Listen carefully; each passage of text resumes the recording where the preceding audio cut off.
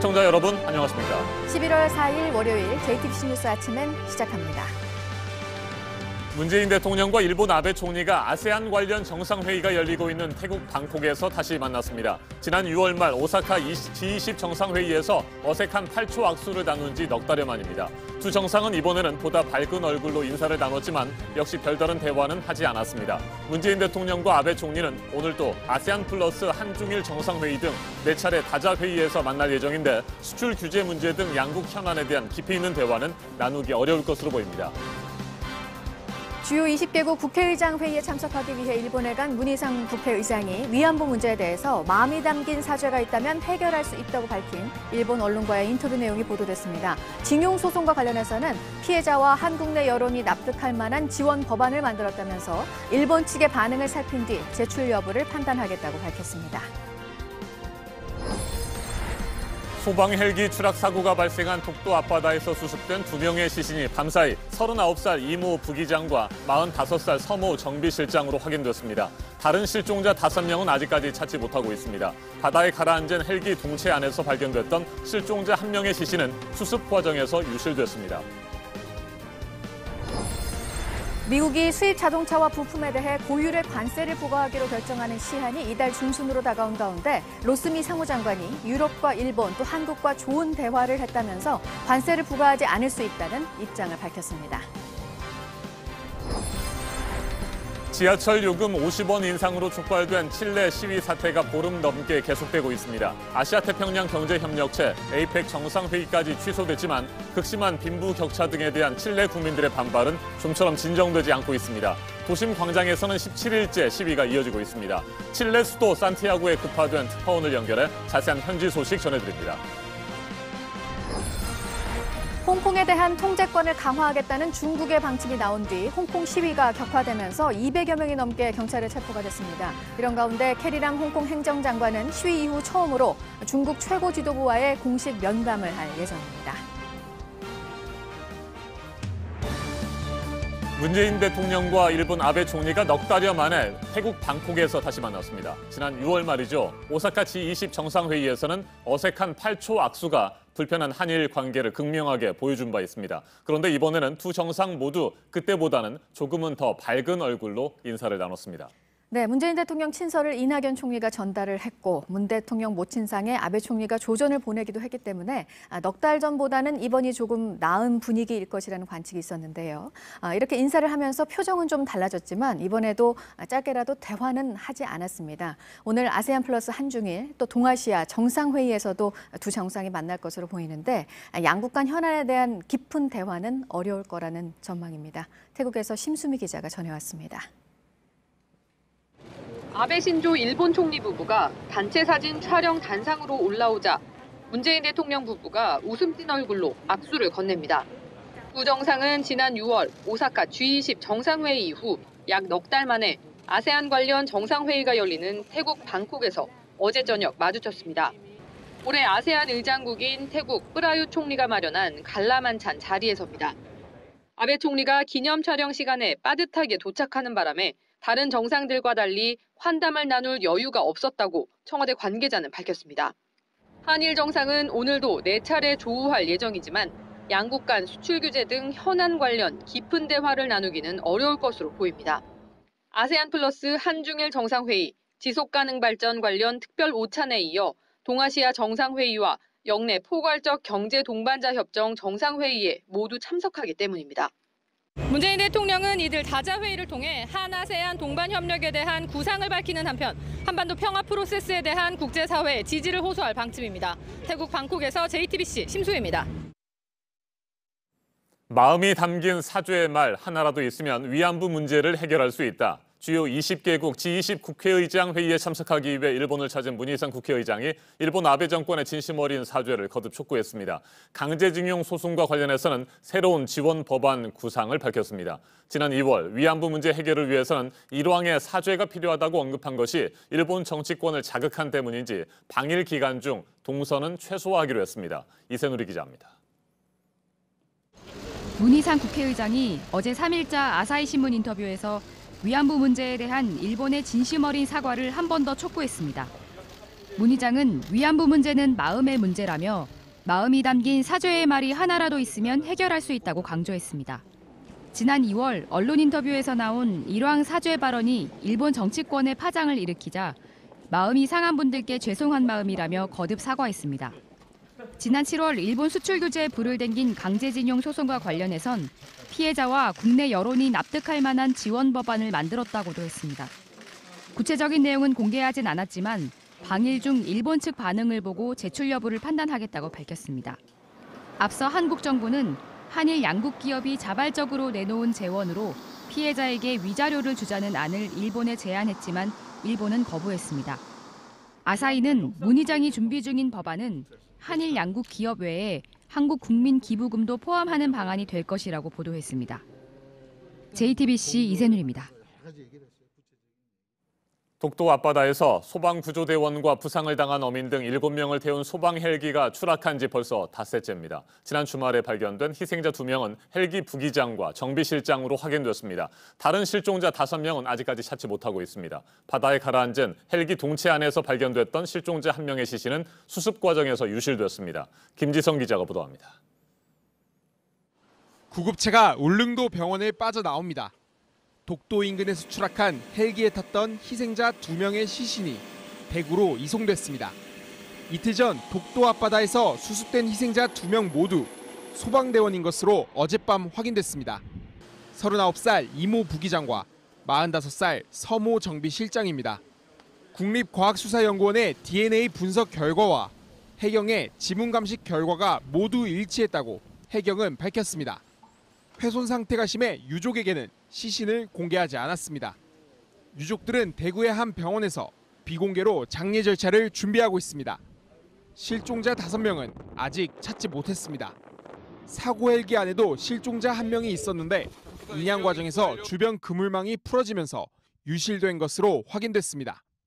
해경은 어젯밤 함정 12척과 항공기 4대를 동원해 수색 작업을 벌였습니다. 하지만 사고 해역에 강한 바람이 불고 파도가 높아 잠수부를 투입하는 수중 수색은 중단됐습니다. 당국은 실종자가 발견되면 소방관은 대구로, 어민은 포항으로 옮기기로 했습니다. JTBC 김지성입니다. 독도 앞바다에 추락한 소방 헬기는 어제 처참한 모습으로 인양됐습니다. 5시간 동안의 인양 작업은 긴장의 연속이었습니다. 추락 원인에 대한 정밀 조사가 진행될 예정입니다. 구석창 기자입니다. 물 밖으로 나온 소방 헬기입니다. 부서진 동체는 실타래처럼 얽히고 설켰습니다. 형체를 제대로 알아볼 수 없을 정도입니다. 인양은 오전 8시 48분 시작됐습니다. 청해진 함이 수심 70여 미터 바닥에 있는 동체 가까이 닻을 내렸습니다. 잠수사들은 산소와 헬륨 압축 기체를 마시는 포화 잠수에 나섰습니다. 이후 엘리베이터 같은 이송 장치를 타고 내려가 동체를 로프로 묶었습니다. 유실 방지 그물망을 치고 동체 파손을 줄이기 위해 수심 25m까지 끌어올려 안전해역으로 이동시켰습니다. 청해진 함 갑판에 있는 크레인이 인양을 마무리하기까지 모두 5시간이 걸렸습니다. 잠수사들의 안전사고까지 우려됐던 상황이라 긴장의 연속이었습니다. 청해진 함은 2015년 가거도 해상에 추락한 해경 헬기도 인양한 적이 있습니다. 당시 수심은 80m가량으로 이번 소방 헬기가 있던 곳과 비슷했습니다. 해군은 포항항으로 이동했고 국토해양부 항공철도사고조사위원회 측에 동체를 넘길 계획입니다. 사고조사위는 김포공항으로 헬기를 다시 옮겨 정확한 추락 원인을 조사하기로 했습니다. JTBC 구석찬입니다. 지하철 요금 50원 인상으로 촉발된 칠레 시위 사태가 보름 넘게 계속되고 있습니다. 아시아태평양 경제협력체 APEC 정상회의까지 취소됐지만 극심한 빈부격차 등에 대한 칠레 국민들의 반발은 좀처럼 진정되지 않고 있습니다. 도심 광장에서는 17일째 시위가 이어지고 있습니다. 칠레 수도 산티아고 현지를 연결합니다. 임종주 특파원, 지금 그곳은 서울보다 12시간 늦은 일요일 저녁이죠? 네, 그렇습니다. 이곳 칠레 산티아고는 일요일 저녁 7시가 조금 넘은 시각입니다. 제가 나와 있는 곳은 시위 중심지인 이탈리아 광장 바로 앞입니다. 조금 전 경찰이 시위대에 대한 강제 해산에 나섰습니다. 최루탄과 최루가스를 분사했고 시위대는 돌을 던지며 맞섰습니다. 지금은 시위대가 광장에서 밀려나 구호를 외치며 경찰과 대치하고 있습니다. 네, 산티아고에서는 오늘도 시위가 계속해서 이어지고 있는데 지금도 격렬하게 진행이 되고 있습니까? 네, 지금 3.3호 모여든 시민들은 경찰과 대치하면서 다시 광장 진입을 시도를 하고 있습니다. 경찰은 그에 맞서서 최루탄을 쏘면서 저항하고 있어서 시위대와 경찰 사이의 충돌이 빚어지고 있습니다. 오늘 시민들은 극심한 사회적 불평등의 현실을 토로하고 신뢰를 근본적으로 바꾸자고 요구했습니다. 이에 앞서 낮에는 자전거 시위대가 광장을 에워쌌습니다. 자전거 단체나 동호회 등을 중심으로 소셜미디어를 통해 모여든 시위대는 자전거에 깃발을 꽂거나 손팻말을 들고 구호를 외치며 광장을 돌았습니다. 또 여성단체와 미성년자 단체, 부족단체 등 각 단체들도 무리를 이뤄 광장으로 쏙쏙 모여들었습니다. 플래카드를 펼치고 사회적 불평등 해소와 헌법 개정, 또 피니라 대통령 탄핵과 하야 등을 외치며 시위를 이어갔습니다. 시위 참가자의 말 한번 들어보겠습니다. Bueno, dicen que todo esto explotó por los 30 pesos, pero eso fue un cúmulo de cosas que hicieron que la gente se sintiera abusada. La cultura chilena es una cultura muy trabajadora y durante el tiempo han estado reprimidos y oprimidos viviendo para trabajar. 그동안 시위 현장 영상을 보면요, 매우 격렬하고 위험해 보입니다. 임종주 특파원과 우리 취재팀도 현장에 너무 가깝게 접근하지 말고요, 안전에 특히 신경을 써주기를 바랍니다. 자, 이렇게 시위가 장기화하면서 인명피해와 재산피해도 크게 늘고 있죠. 어떻습니까? 네, 이번 시위 과정에서 최소 23명이 숨진 것으로 이곳 언론은 전하고 있습니다. 또 인권단체는 1,500여 명이 다쳐서 입원하고 그중 470여 명이 경찰의 공기총에 맞아 다친 것으로 집계했습니다. 경제적 피해도 14억 달러, 1조 6천억 원에 이른다고 로이터 통신이 전했습니다. 네, 앞서 말씀을 드린 것처럼 이번 시위 사태, 지하철 요금 50원 인상 때문에 시작이 됐잖아요. 그런데 빈부격차와 공공요금 인상 등 정부 정책 전반에 대한 불만으로 번지고 있는 모양새입니다. 칠레 정부 마땅한 해결책 찾지 못하고 있습니까? 네, 그렇습니다. 피니라 대통령이 지하철 요금 인상 백지화와 기초연금 인상 등 대책을 잇따라 내놨지만 민심의 불은 쉽게 꺼지지 않고 있습니다. 정부나 정치권이 시위대의 개혁 요구를 수렴하고 논의할 역량을 발휘하지 못하고 있고, 시위대는 시위대대로 요구사항을 하나로 담아낼 기능이 없어서 시위 사태는 해법을 찾지 못하고 장기화 국면으로 접어들었습니다. 지금까지 칠레 산티아고에서 JTBC 임종주입니다. 수입 자동차와 부품에 대해서 고율의 관세를 매길지 미국 정부가 결정을 하는 시한이 이달 중순인데요. 우리는 한미 FTA 재협정을 지난해 완료해서 대상국에서 빠질 것이라는 예상이 있었고, 여기에 로스 미 상무장관이 언급을 한 게 있습니다. 한국, 일본 등과 좋은 대화를 했다면서 고율의 관세를 매기지 않을 수 있다는 말을 했습니다. 이세누리 기자입니다. 윌버 로스 미국 상무장관이 블룸버그 TV와의 인터뷰에서 트럼프 행정부가 고율의 관세를 매길 필요가 없을지도 모른다고 말했습니다. 미국이 수입하는 자동차와 부품에 대해 25% 관세를 매기지 않을 수도 있다는 뜻입니다. 미국 무역확장법은 수입 제품이 국가 안전을 위협한다면 수입을 제한하거나 고율의 관세를 매길 수 있다고 돼 있습니다. 트럼프 대통령은 수입차와 부품이 여기에 해당된다고 판단하고 오는 13일까지 관세 부과를 결정하기로 했습니다. 미국 자동차 시장에서 큰 비중을 차지하고 있는 한국과 일본, 유럽 등이 대상국으로 거론돼 왔습니다. 그러나 로스 장관은 이들과 아주 좋은 대화를 했다고 말해 낙관론을 짚었습니다. 한편 미국이 블랙리스트에 올린 중국 화웨이에 대해서도 규제를 풀겠다는 뜻을 밝혔습니다. 지금은 미국 기업이 화웨이로 수출할 땐 정부 허가를 받아야 하는데 이를 대부분 승인해주겠다는 겁니다. JTBC 이세누리입니다. 미국 대통령 선거가 내년 11월 3일에 치러지니까요. 이제 1년이 남았습니다. 트럼프 대통령 재선이 가능할지, 민주당이 정권을 탈환할지 1년 뒤에 결정이 되는데, 민주당의 첫 경선은 석 달 뒤에 치러집니다. 이번 대선은 미국의 경제 상황, 또 트럼프 대통령에 대한 탄핵 조사 등이 변수가 될 것으로 보입니다. 박현영 특파원이 전해왔습니다. 내년 미국 대선에서 백악관 입성을 노리는 민주당 후보들이 한자리에 모였습니다. 석 달 뒤인 2월 3일, 민주당 첫 경선이 치러질 아이오와주 바로 그 자리입니다. The very character of America is on the ballot next November. The very character of the country. And Donald Trump is a genuine threat a man lacking in the character we need. When we offer solutions big enough to touch the problems that are in people's lives, fear and complacency does not win elections. Hope and courage wins elections. 민주당은 26명의 주자가 출사표를 던졌다가 9명이 중도 하차했고 지금은 17명이 뛰고 있습니다. 조 바이든, 엘리자베스 워런, 버니 샌더스가 상위권을 유지하고 있지만 압도적 1위를 달리던 바이든 지지율이 떨어지고 워런은 상승세입니다. 워싱턴 포스트와 ABC가 지난달 말 실시한 여론조사에 따르면 바이든이 27%로 선두를 달렸고 워런은 21%, 샌더스는 19%를 기록했습니다. 폭스뉴스 조사에서도 바이든 31%, 워런 21%, 샌더스 19% 순이었습니다. 하지만 민주당 첫 경선이 치러지는 아이오와주에선 사정이 다릅니다. 워런이 22%로 선두를 달리고 샌더스가 19%였습니다. 인디애나주 소도시 시장인 피트 부트지지가 18%로 3위였고 바이든은 17%로 4위에 머물렀습니다.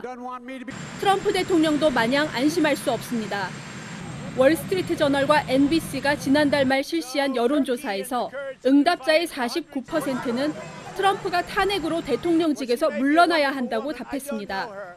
탄핵 반대는 46%였습니다. 지난 9월 같은 조사에서 탄핵 찬성이 43%, 반대가 49%였는데 한 달 만에 탄핵 찬성 여론이 반대보다 더 많아졌습니다. 트럼프 대통령에 대한 지지와 반대 여론은 팽팽하게 맞서고 있습니다. 뉴욕에서 열린 격투기 경기장에 트럼프가 등장하자 환호와 야유가 뒤섞였습니다. 미국 경제 호황이 내년 대선까지 계속된다면 트럼프 재선 가능성이 있다는 관측도 나오고 있습니다. 워싱턴에서 JTBC 박현영입니다. 홍콩에 대해서 전면적인 통제권을 갖는 걸 추진하겠다는 중국의 입장 발표가 나온 이후에 지난 토요일과 일요일 홍콩 시위는 더 격렬했습니다. 토요일에는 시위대가 중국 관영 언론사를 공격하기도 하면서 중국의 민감한 반응이 예상되고 있는데요. 시위 과정에서 200명이 넘는 사람들이 체포됐습니다. 어제 일요일에는 반중, 친중 진영 사이에 흉기 공격까지 있었습니다. 이재승 기자입니다. 일요일인 어제 오후 홍콩의 쇼핑몰에서 중국 표준어를 쓰는 한 남성이 정치적 논쟁을 벌이다 상대 일가족 4명에게 흉기를 휘둘렀습니다. 용의자는 성난 군중에게 폭행당했습니다.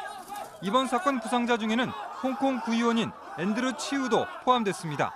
치우 의원은 용의자에게 물어뜯겨 한쪽 귀를 심하게 다쳤습니다. 출동한 경찰은 현장에서 용의자를 체포해 사건 경위를 조사하고 있습니다. 주말 시위는 22주째 이어졌습니다. 반중과 친중 진영으로 갈라진 홍콩 사회의 내부 갈등은 갈수록 커지고 있습니다.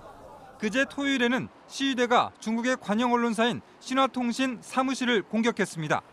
유리문과 창문을 부수고 붉은색 잉크를 뿌린 뒤 로비에 불을 질렀습니다. 스타벅스 등 친중국 성향 기업들의 상점도 잇따라 공격을 받았습니다. 중국의 통제권 강화 발표 이후 홍콩 시위는 다시 격렬해지고 있습니다. 곤봉으로 무장한 경찰은 물대포와 최루탄까지 동원해 적극 진압으로 선회하고 있습니다. 이 과정에서 시위대 200여 명이 경찰에 체포됐습니다.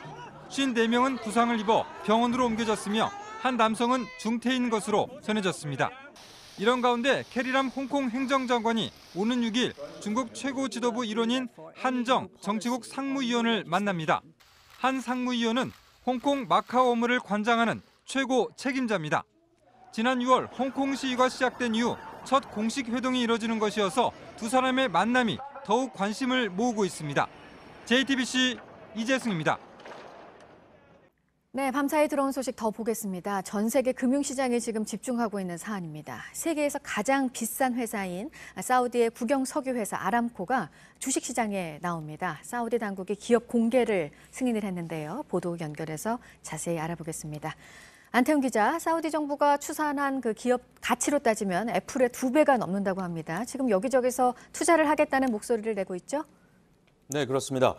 사우디 정부가 현지 시간으로 3일 아람코의 주식시장 등록과 일부 주식의 발행을 승인했다라고 밝혔습니다. 아람코는 지분의 5%를 국내외 주식시장에 상장할 계획입니다. 아람코는 해외 주식시장에 상장하기 이전에 일단 자국 주식시장에 지분 2% 안팎을 매매할 예정입니다. 세계에서 가장 이익을 많이 남기고 기업 가치 또한 가장 높은 회사가 베일을 벗고 시장에 공개되는 것입니다. 사우디 정부가 아람코의 기업 가치를 2조 달러, 우리 돈으로는 2,329조 원으로 추산했고요. 주식시장 전문가들은 1조 7천억 달러 정도로 추정하고 있습니다. 미국의 애플이나 마이크로소프트의 기업 가치는 약 1조 달러입니다. 앞서 한국투자공사도 아람코 주식을 사겠다는 의사를 밝힌 바 있습니다. 특히 지난 9월 아람코가 운영하는 사우디 석유 시설이 공격을 받은 사건이 있었죠. 그 배후로 이란이 지목된 상황인데요. 만약 이란의 공격이 사실이라면 앞으로 글로벌 자금이 대거 유입될 아람코의 시설을 이란이 공격하는 것은 더욱 부담스러울 수밖에 없게 되는 것입니다. 네. 그리고 마이너스 금리에서 금리를 더 내리겠다는 나라가 있습니다. 스위스에서죠? 네, 그렇습니다. 스위스 중앙은행 의장이 밝힌 내용입니다. 더 완화된 통화 정책이 필요할 수 있다라는 것입니다. 스위스 중앙은행은 세계에서 가장 낮은 수준인 마이너스 0.75%의 예금 금리를 거의 5년간 유지하고 있습니다. 이에 스위스 금융업계에서는 마이너스 금리가 은행의 수익 창출에 도움이 되지 않는다며 목소리를 높이고 있습니다. 네, 다음은 오늘부터 8일까지 정부가 보조해주는 쌀 직불금이 지급된다라는 소식입니다. 농림축산식품부가 해당 시군구를 통해 지급하고요. 올해 직불금 규모는 1조 497억 원입니다. 이는 지난해보다 55억 원 줄어든 수치입니다. 지급 대상은 113만 5천 명, 평균 수령액은 1인당 92만 5천 원입니다. 이 밖에 새로 들어온 소식들은 잠시 후 8시쯤에 다시 연결을 해서 전해드리도록 하겠습니다. 지금까지 아침엔 지금 JTBC 안토니입니다. 이번에는 오늘 아침 체크해봐야 할 뉴스들을 분야별로 살펴보겠습니다. 먼저 정치 분야입니다. 정부가 한일 군사정보보호협정 지소미아 종료를 결정한 것이 위헌이라며 보수단체가 제기한 헌법 소원에 대해 헌법재판소가 각하 결정을 내렸습니다. 헌법재판소는 협정 종료 과정에서 법에 규정된 절차를 거치지 않았다고 해서 국민의 기본권을 침해한 것으로 볼 수 없다며 헌법 소원 대상이 아니라고 설명했습니다. 한미 군 당국이 해마다 12월에 실시하던 대규모 연합 공중훈련 비질런트 에이스를 지난해 이어 올해도 실시하지 않기로 방침을 세운 것으로 알려졌습니다. 대신 12월 중에 지난해 규모의 단독 훈련을 각각 시행해 전투 준비 태세를 점검할 방침입니다. 강원도 철원군 비무장지대 화살머리 고지 6.25 전사자 유해 발굴 작업이 오늘부터 다시 시작됩니다. 아프리카 돼지열병 확산을 우려해 군 당국이 지난달 4일부터 약 한 달 동안 작업을 중단했습니다. 한국은행이 기준금리를 내린 이후에 외국계 은행부터 예금 적금 금리를 내리고 있습니다. 시티은행과 SC제일은행 등이 입출금 상품 금리를 최대 0.3%포인트 낮춘 건데 반면에 고객 이탈을 염려해서 5대 시중은행들은 아직 예적금 금리는 조정하지 않고 있습니다. 다만 시장금리에 연동이 되는 대출금리는 여전히 오르고 있습니다. 한국토지주택공사 LH가 연금형 희망나눔주택 사업을 위해서 주택 매입을 오늘부터 시작합니다. 고령자의 집을 사서 대금을 매달 연금 형식으로 지급하고 해당 주택을 저소득층, 청년층 등의 공공임대주택으로 공급하는 사업입니다. 올해부터 가입 연령도 낮아지고 보유주택 수와 주택 가격 제한도 없어졌습니다. 서울 용산 한남 3구역에 대해서 특별 현장 점검을 정부가 오늘부터 합니다. 시공사 선정을 앞두고 경쟁이 과열됐다는 판단에서입니다. 위법 사안에 대해서 분명히 조치를 하겠다는 게 정부 입장입니다. 계속해서 사회 분야 뉴스입니다. 어제 오후 5시쯤 경남 함안군의 한 도로에서 외국인 2명이 타고 가던 오토바이가 전봇대를 들이받아 2사람 모두 숨졌습니다. 급하게 커브를 돌다가 사고가 난 것으로 추정되는데 경찰이 이들의 신원을 확인하고 있습니다. 오늘 새벽 0시쯤 경기도 화성시의 한 아파트 지하 주차장에서 세워진 차량에 불이 났습니다. 차에 타고 있던 20대 정모 씨가 얼굴에 화상을 입고 병원으로 옮겨졌습니다. 소방당국이 정확한 화재 원인을 조사 중입니다. 어제 오후 주한 프랑스 대사관 앞에서 60대 남성이 차량 차단기를 발로 차고 고성을 지르는 등 난동을 부리다가 경찰에 붙잡혔습니다. 체포 당시 술에 취해 있었는데 경찰이 이 남성을 입건하고 정확한 사건 경위를 조사하고 있습니다. 세계 11개 나라 학생들이 참가한 국제인공지능 월드컵 축구 대회에서 우리 카이스트 팀이 우승을 했습니다. 경기 결과를 기사화하는 AI 기자 부문에서도 1위를 했습니다. 방탄소년단의 노래 작은 것들을 위한 시의 뮤직비디오가 유튜브 조회수 6억 건을 넘겼습니다. 네 번째 6억 뷰 돌파입니다. 일과 생활의 균형, 워라밸 페어를 부산시가 오늘부터 엽니다. 워라밸을 잘 실천하고 있는 기업에 대한 시상식도 열리고 워라밸 실천 사례 등을 공유하는 자리도 마련이 됩니다. 네, 아세안 관련 정상회의를 위해 태국에 있는 문재인 대통령. 오늘은 아세안과 한중일 세 개 나라가 함께하는 정상회의, 그리고 여기에 미국, 러시아 등이 추가로 참석하는 동아시아 정상회의에 참석을 합니다.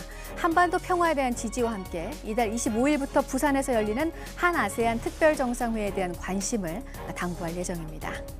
공관병 갑질 논란으로 자유한국당 영입이 보류가 된 박찬주 전 육군 대장이 오늘 기자회견을 엽니다. 지휘관이 부하에게 지시를 하는 것을 갑질이라고 표현하는 것은 적절하지 않다는 입장을 앞서 냈습니다. 정계 의지를 표명하면서도 자신을 필요로 하지 않는다면 굳이 나설 이유가 없다고도 밝혔습니다. 허가가 취소가 된 골관절염 유전자 치료제 인보사 사태와 관련해서 코오롱 생명과학 담당 임원 2명에 대한 영장 심사가 오늘 있습니다. 이들은 주성분 자료가 허위인 걸 알고도 식약처에 자료를 낸 혐의를 받고 있습니다. 분야별 뉴스들 체크해드렸습니다. 이어서 기상정보입니다. 오늘 대부분 맑고 대기 흐름이 좋아서 공기도 깨끗하겠습니다. 현재 출근길 구름 한 점 없이 맑은 모습이고요. 다만 남부지방은 고기압의 가장자리에 들기 때문에 점차 구름이 많아질 것으로 보입니다. 오늘 내륙 지역은 맑겠지만 제주에는 기압골의 영향으로 비가 오겠습니다. 아침부터 밤까지 지역에 따라 길게 이어지겠고요. 양은 최대 20mm로 예상됩니다. 전남과 경남에도 약하게 빗방울이 떨어질 수 있겠습니다. 오늘 아침 기온과 낮 기온 모두 평년 수준을 웃돌겠는데요. 일교차가 커서 옷차림 신경 쓰셔야겠습니다. 내륙을 중심으로 10도 안팎까지 크게 벌어지겠습니다. 오늘 낮 최고 기온은 서울과 광주, 대구 모두 19도까지 오르겠습니다. 북한은 우리나라보다는 기온이 조금 낮겠습니다. 내일은 충남 서해안에 약하게 빗방울이 떨어질 수 있겠고요. 기온은 오늘과 비슷하겠습니다. 주 후반부터는 추위가 강해집니다. 기상정보였습니다.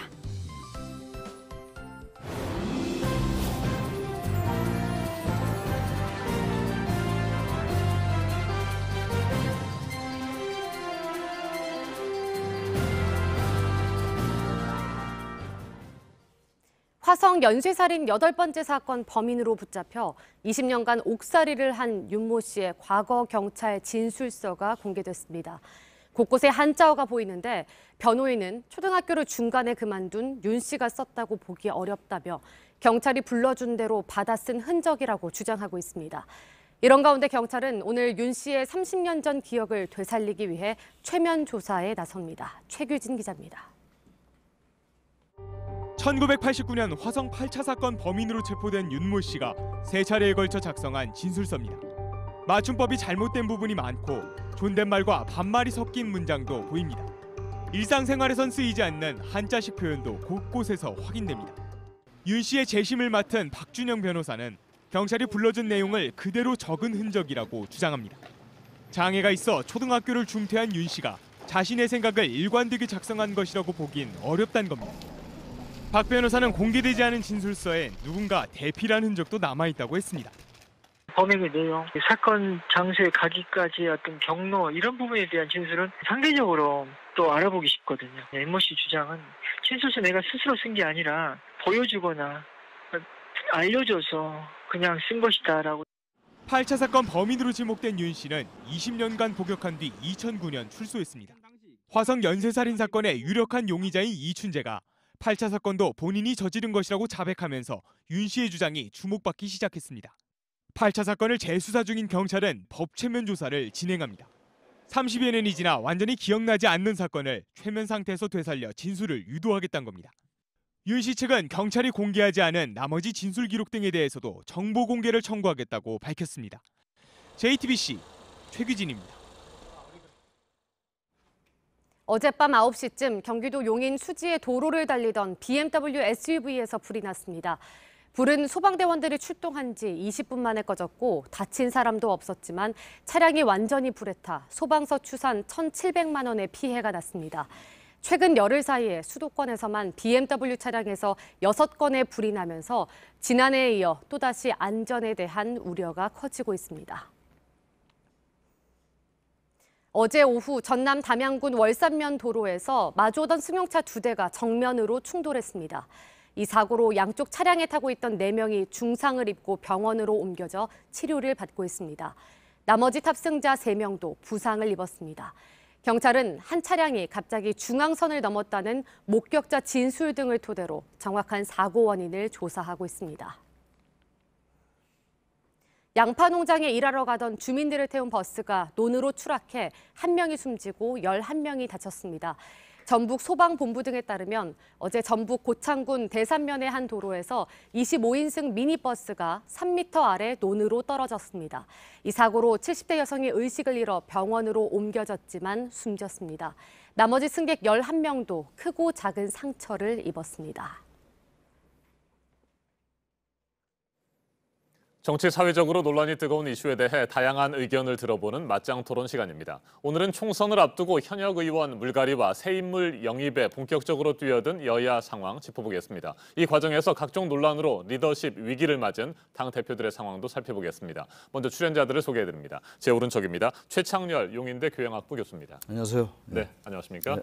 그리고 제 왼쪽입니다. 신율 명지대 정치외교학과 교수입니다.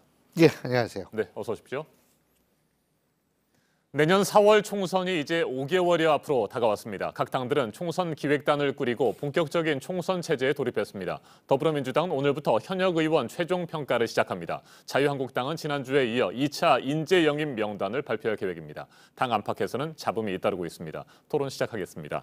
먼저 더불어민주당의 상황부터 살펴볼까요? 네. 내년 총선을 앞두고 일단 평가를 실시한다고 합니다. 현역 네. 의원들을 대상으로. 그래서 하위 20%를 가려낸다고 하는데 이 하위 20%를 제외하고 불출마자들까지 다 합쳐가지고 뭐 대략 한 4명 중에 1명 정도는 물갈이가 되지 않겠느냐 이런 예상들이 나오는데 이거 어떻게 평가하시는지요? 먼저 최 교수님. 하위 20%를 네. 평가해서 거기서 이제 그 20점 정도를 가산 불이익을 주면은 네. 사실상 공천되기가 어려울 거예요 아마. 신의들에겐 또 이제 가산점 주고 이렇게 되면은 게다가 지금 말씀처럼 불출마 선언한 의원도 빼면은 모수가 적어지기 때문에 네. 불출마 의원이 많아질 수밖에 없는 상황이에요. 이거는 어쨌든 민주당이 시스템 공천을 통해서 뭔가 이제 인적 쇄신을 하겠다라는 그런 의지로 봐야 되겠죠. 이른바 선거 때마다 나오는 얘기 이제 물갈이를 하겠다라는 얘기니까. 기존에 있는 어떤 그 기득권 정치인들을 배제하겠다라는 네. 겁니다. 그래서 상당히 당내에 이 자체로 불안감이 좀 있는 것 같기도 합니다. 네. 네, 4명 중에 1명 정도를 교체한다고 하면 뭐 이 정도는 지난 총선들과 비교하면 어떤 수준인가요? 많지 않은 거죠. 네. 그러니까 우리나라에서 정치 신인의 그 국회 입성 비율이 매번 총선 때마다 한 50% 정도 되거든요. 네. 그러면은 그게 뭐 정치 신인들하고 다 되는 게 아니잖아요. 그죠?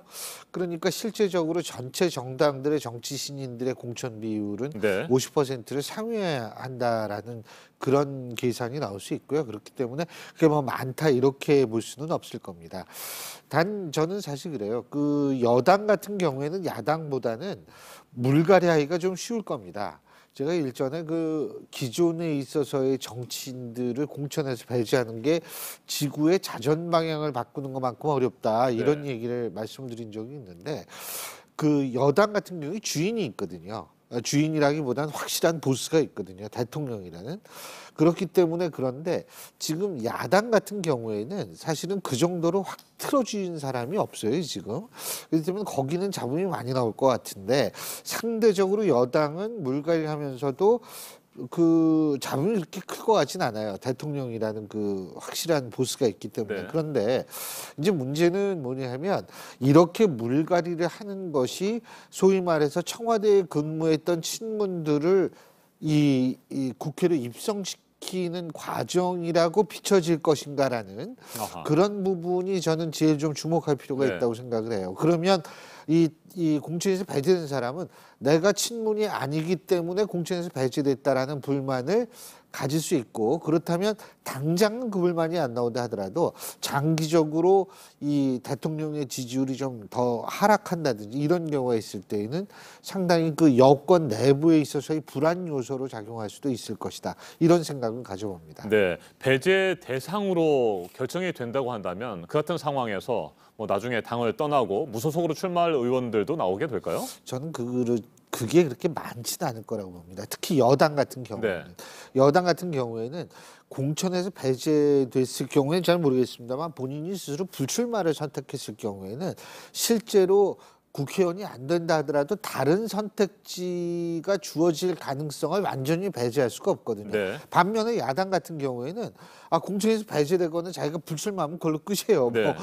그렇기 때문에 제가 볼 때에는 본인이 불출마를 선택했을 경우에는 그런 거를 생각할 수 있고요.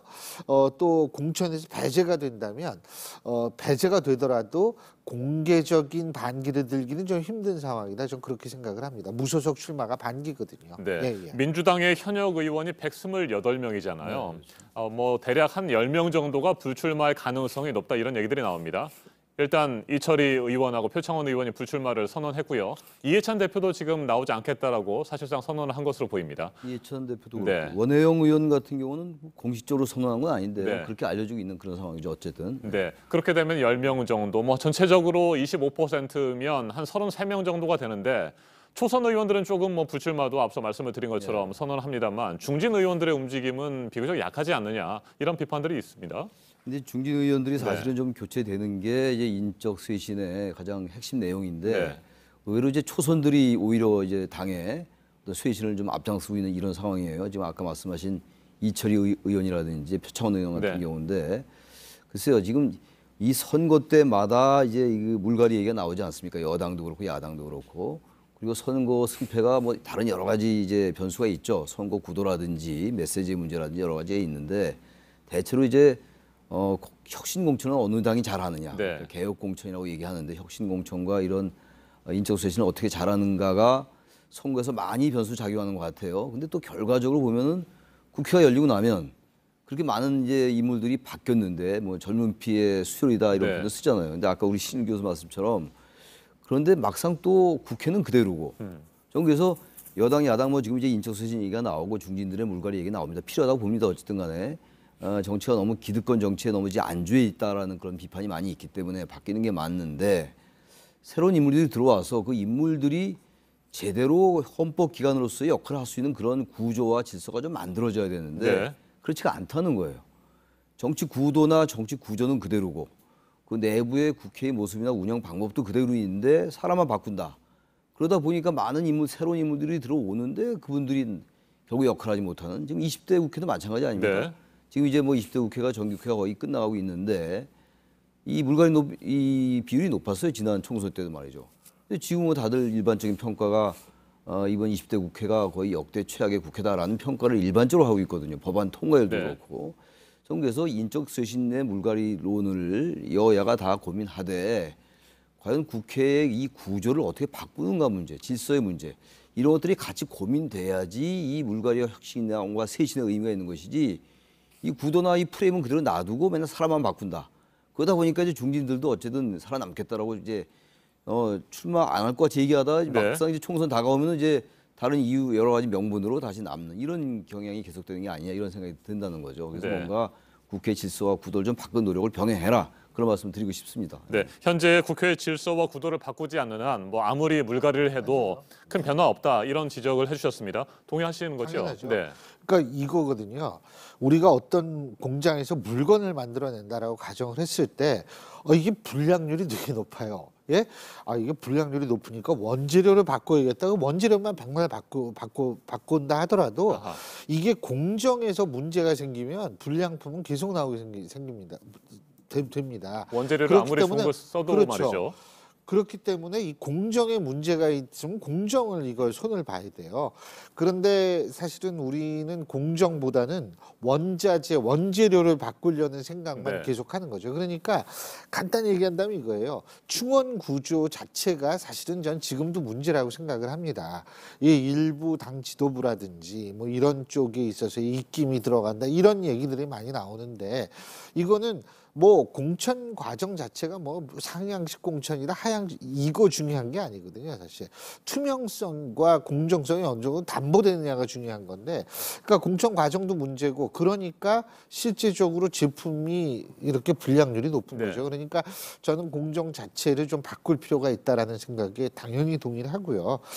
그리고 요번에 그 민주당 초선 의원들이 앞장섰다고 말씀하셨는데 그렇죠. 근데 전 좀 안타까운 점이 있어요. 그 뭐냐면 과거에 천신정이라고 있었잖아요. 천정배, 정동영, 신기남. 네. 세 분이 소위 말해서 굉장히 젊은 피로서 당시 민주당 내에서의 개혁을 주도를 했는데 이번에 초선들은 비교적 조용했어요. 뭐 개혁을 뭐 주도한다든지 이런 거 별로 없었는데 막판에 가서 이제 자기를 불출마 선언을 하고 자기를 던지는 모습을 보였는데 저는 지금 그런 결기를 보여줄 정도의 모습이라면 조금 더 일찍 그런 것을 보여줘서 민주당에 보다 활기를 좀 더 넣어줬으면 어땠을까라는 안타까움은 같습니다. 네. 자, 자유한국당의 상황은 어떻습니까? 뭐 더불어민주당에서는 일부 초선 의원들이라도 불출마를 선언합니다만 자유한국당에서는 그런 움직임도 없고 인적 쇄신에 대한 의지도 아직까지는 보이지 않습니다. 그동안에 뭐 불출마 의사를 밝혔던 의원들마저 뭐 입장을 바꾸는 듯한 그런 모습도 보이고 있는데 이거 어떻게 평가하세요? 글쎄요, 이제 조국 정국 그 이제 와중에 한국당 지지율이 좀 올랐죠. 그리고 민주당과 한국당과의 격차가 좀 좁혀졌었잖아요. 다시 벌어졌어요. 다시 말하면 이런 겁니다. 중도층 유권자들이 볼 때 일부 보수도 마찬가지입니다만 민주당에 상당히 실망한 여러 유권자들이 있었잖아요. 사실 그게 뭐 여론조사로 나타났던 거니까. 근데 그분들이 한국당을 이렇게 들여다보는데 아무리 한국당이 지난 탄핵 때 박근혜 탄핵에 대해서 여전히 반성하고 있지 않지만 이번에 민주당을 하는 거 보니까 민주당도 썩 그렇게 유쾌하지 않다.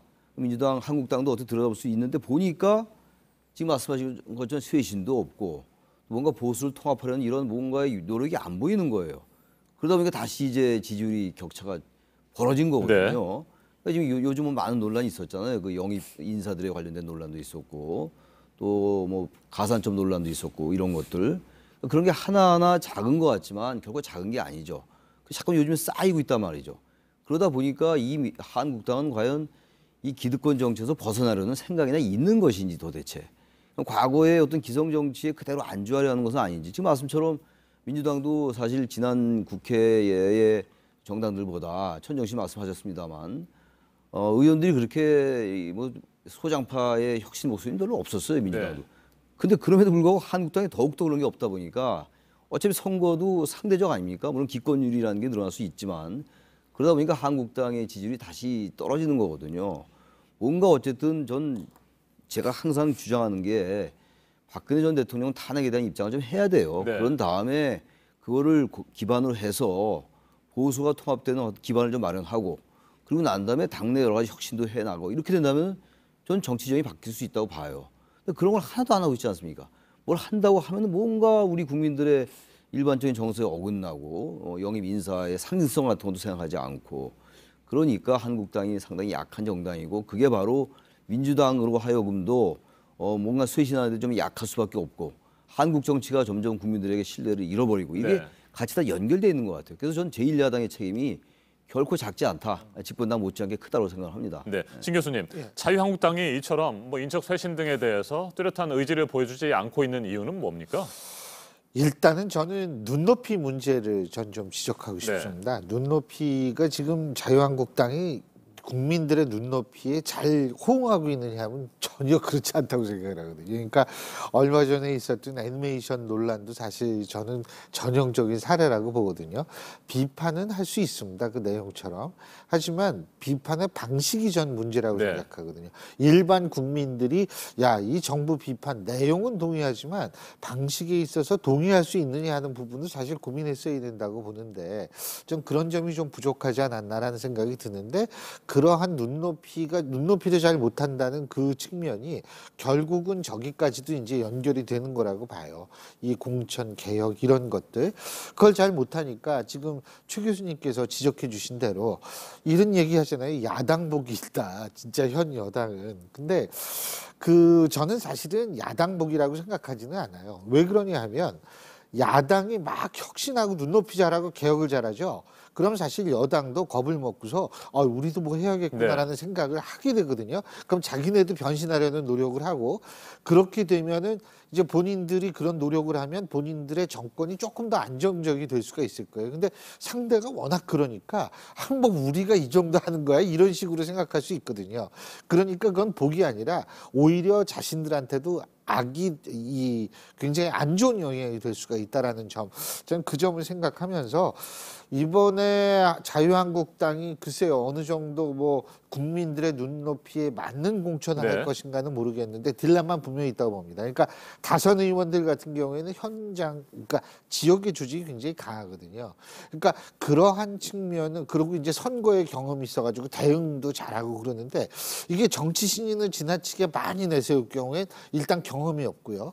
그리고 대응하는 그런 것도 좀 아무래도 늦을 수밖에 없고, 그리고 물론 조직을 뭐 당 조직을 물려받는다 하더라도 그게 제대로 가동될 수 있을지에 확신도 없고 이렇기 때문에 야 이거 선거에서 이거 어떻게 해야 되지라는 고민은 분명히 하리라고 생각을 합니다. 네, 말씀을 하신 것처럼 정치권이 인적 쇄신이라든지 여러 가지 뭐 개혁에 대한 의지를 보여주지 못하고 있는 건 아마 이런 것이 아닌가 싶습니다. 국민을 바라보지 않고 바로 눈앞에 있는 자신들의 편, 자기 지지자들만 바라보기 때문 아니겠습니까? 지금이 유난히 심하죠. 지금 정권이. 현 정권도 그렇고 야당도 그렇고요. 그러니까 제가 눈높이 못한다는 게, 항상 얘기하는 게 선거 때 되면 이게 자꾸 중도로 늘려야 되는데 아직도 그냥 자기 지지층만 바라보고 있는 행태로 보이거든요. 양쪽 다. 그게 참 비극이죠. 그러면은 사회적 갈등 골이 더 깊어집니다. 이 정치권에서 그거를 좀 그 골이 깊어진 걸 좀 회복시키려는 노력을 해야 되는데 그게 좀 안타깝죠. 네, 최 교수님, 눈앞에 있는 자기 편만 바라보고 있다라는 지적은 어떻게 생각하세요? 저도 거기에 그 말에 동의를 합니다. 되게 이제 그 여권은 친문 얘기 많이 하죠. 여권에 속해 있는 여러 인사들이 있는데 어떤 꼭 이른바 그 권력의 핵심 그룹, 뭐 이너서클이라는 표현도 뭐 약간 맥락은 다르긴 합니다만 할 수가 있는 건데, 좀 그런 부분들에 너무 치중하는 거 아닌가라는 그런 일반적인 비판들이 있어요.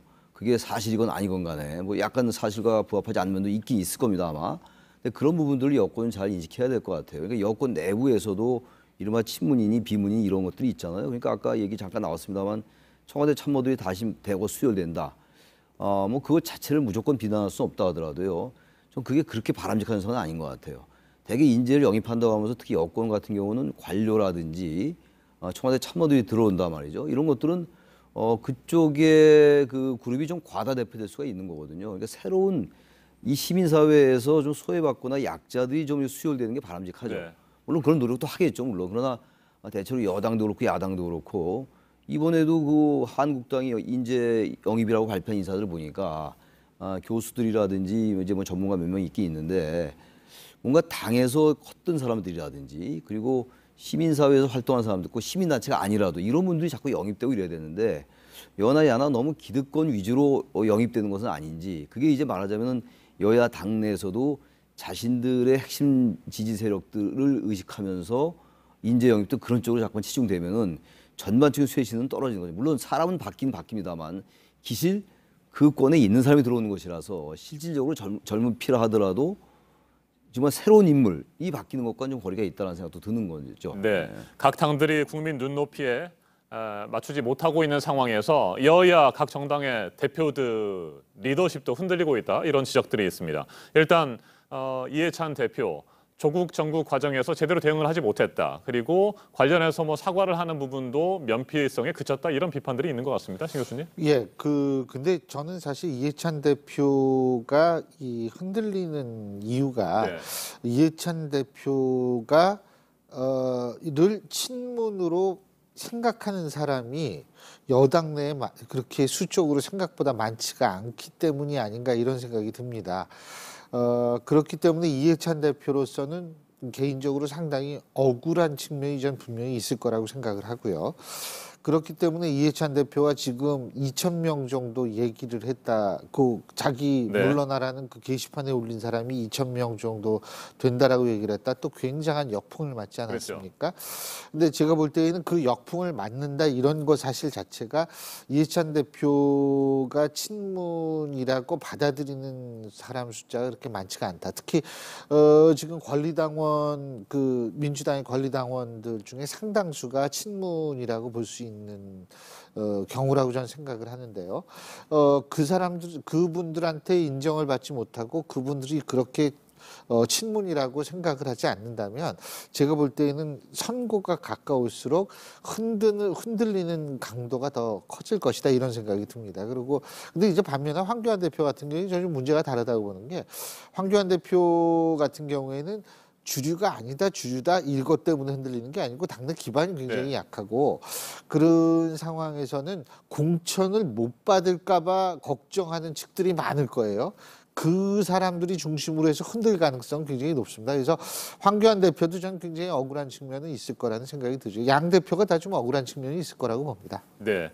최 교수님, 이해찬 대표, 황교안 대표, 뭐 본인들이 생각할 때는 억울한 측면이 있겠습니다만 또 지도력에 문제가 있다라고 비판을 받을 정도의 책임도 본인들에게 있지 않겠습니까? 더 봐야 되겠죠. 네. 아무리 이제 그런 지금 신 교수님 말씀처럼 그런 뭐 이유가 있다 하더라도 좀 억울한 면이 있다 하더라도 이 조국 사태 이후에 뭔가 양쪽이 다 쇄신하는 데는 대단히 미온적으로 보이거든요. 네. 그러니까 이제 민주당 같은 경우도 결국은 사실 촉발은 조국 후보자를 내정한 것부터 출발됐던 것이고 그리고 정당이 민주당이 집권당이니까 집권당으로서의 책임이 분명히 있는 거죠. 대통령이 물론 내정했다 하더라도 임명했다 하더라도 말이죠. 네. 장관으로 조국 전 장관을. 그러나 그 과정에서 민주당이 제대로 역할을 못했다라는 분석이 일반적이란 말이에요. 그럼 이런 부분들에 대해서 좀 뭔가 당직을 좀 개편한다든지 이렇게 당이 좀 바뀌려 하는구나. 2달 이상을 온 나라가 대단히 힘들었는데 저도 집권당이 별로 아무 일 없었다는 듯이 넘어가는 것 같이 보이잖아요, 지금. 네. 아까 앵커께서 말씀하신 것처럼 당대표가 사과는 했지만 사과라고 흔쾌히 잘 받아들이지 않는 부분이 있거든요. 사과를 하려면 정식으로 하고 좀 정문법으로 했어야 되는 건데 좀 그렇지 않은 면이 좀 있고 말이죠. 그 당도 뭔가 별일 없다는 듯이 넘어가려 하고 이런 부분들에서 자꾸만 책임론이 제기되는 것 같아요. 좀 그래서 차라리 이해찬 대표가 이 체제로 총선을 치르려면 말이죠. 이해찬 대표가 그런 말 하지 않았습니까? 지금 5개월 정도 남았는데 지도부 바꾸라는 얘기는 총선 치르지 말자는 거나 마찬가지 아니야 이런 얘기를 했단 말이에요. 정말 그러려면은 어떤 이 조국 사태에 대한 그 정리를 분명히 하고 그런 다음에 쇄신을 좀 하고 이러면 될 것 같은데 그러면서 좀 약한 거예요. 그러니까 한국당도 그렇고 민주당도 그렇고 한국당은 너무 이 조국 사태에서 약간 아직도 좀 도취돼 있는 것 같고 지지율이 다시 벌어지고 있는데도 말이죠. 격차가 민주당하고. 그래서 우리 정치에서 과거에 잘못된 것에 대해서 분명한 선을 긋고 넘어가야 돼요. 네. 그게 큰 일이건 작은 일이건. 근데 그렇지 않고 구렁이 담 넘어가듯이 그대로 적당히 넘어가니까 당내에서 비판적인 입장에 있는 이제 좀 핵심 지지층과 다른 그룹들 이 비판할 수밖에 없죠. 그러면서 양 대표들이 이런 부분들을 분명히 좀 인식을 하고 그런 다음에 넘어가면 좀 그래도 지도력에서 좀 나을 텐데 그렇지 않으니까 자꾸 리더십이 흔들리는 거 아닌가 이런 생각이 듭니다. 알겠습니다. 내년 4월 총선이 이제 5개월여 앞으로 다가왔습니다. 많은 국민들은 각 정당 그리고 정치권의 쇄신을 요구하고 있습니다만 더불어민주당도 그렇고요. 자유한국당도 그렇고 다른 정당들도 비슷합니다. 제대로 쇄신에 대한 의지, 그런 노력들을 보여주지 못하고 있다는 지적을 받고 있는 것 같습니다. 앞으로 남은 5개월여 잘 지켜봐야 될 것 같습니다. 오늘 토론 여기에서 마무리하도록 하겠습니다. 맞짱 토론 최창렬 용인대 교양학부 교수, 신율 명지대 정치외교학과 교수와 함께했습니다. 두 분 토론 잘 들었습니다. 예, 감사합니다. 고맙습니다. 감사합니다.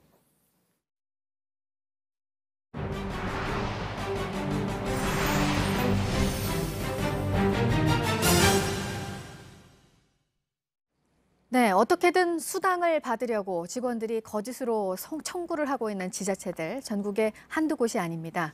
이 수당을 위해서 거의 모든 직원이 매일 초과 근무에 출장까지 나간 걸로 돼 있는 주민센터도 있습니다. 강신후 기자입니다.